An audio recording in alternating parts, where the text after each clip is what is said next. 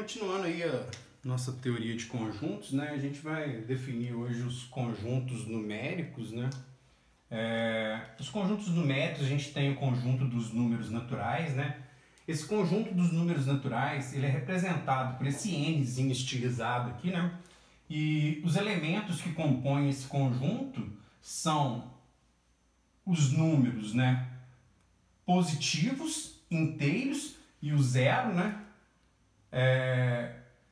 Outro conjunto que a gente tem é o conjunto dos números inteiros, né? Nesse conjunto dos números inteiros aqui, a gente adiciona ao conjunto dos naturais os inteiros negativos, né? Então fica inteiros negativos, o zero, inteiros positivos, né? Representado por esse Z estilizado aqui, né?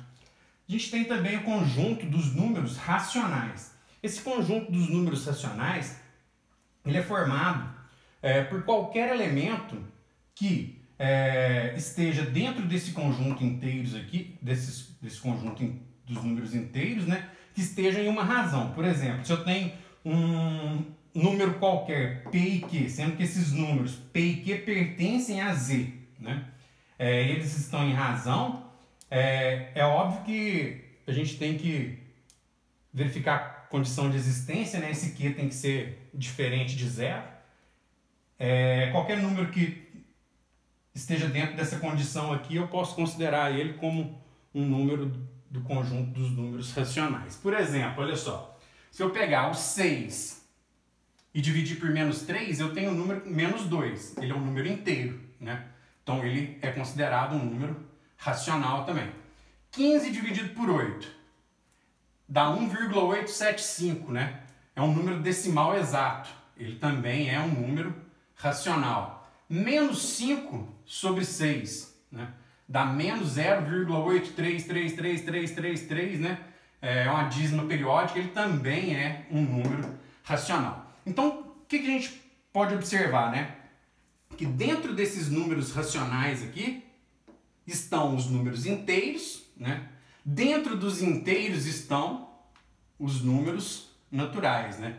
Então, existe uma relação de inclusão aí entre esses conjuntos numéricos, né? Outro tipo de conjunto numérico que não está na relação entre os números racionais são os chamados números irracionais, né? Esses são exclusivamente os números decimais não exatos, né? Por exemplo, o π, que é 3,14159, mais um tanto de dígito aí, né? Raiz de 3, né? Também é um decimal não exato. Ele também é considerado um número irracional. Quando a gente une os números racionais, que englobam os inteiros e os naturais, com os números irracionais, a gente tem os números que a gente chama de números reais, o conjunto dos números reais. Então, ó, conjunto dos racionais, união irracionais, a gente tem os reais, né? Então, olha só, dentro dos racionais aqui, a gente tem os inteiros e dentro dos inteiros a gente tem os naturais, né? Se a gente pegar essa relação de conjuntos aqui e unir ao conjunto dos irracionais, a gente vai ter o conjunto dos números reais. Dentro dos conjuntos numéricos ainda tem os números complexos, né? Mas não é o caso agora que a gente vai estudar eles. Mas os números complexos eles conseguem resolver, por exemplo, raízes de números negativos, por exemplo, raiz de menos 1, né? Isso é um número complexo, né? Pertence ao conjunto dos números complexos, mas isso a gente vai ver mais para frente.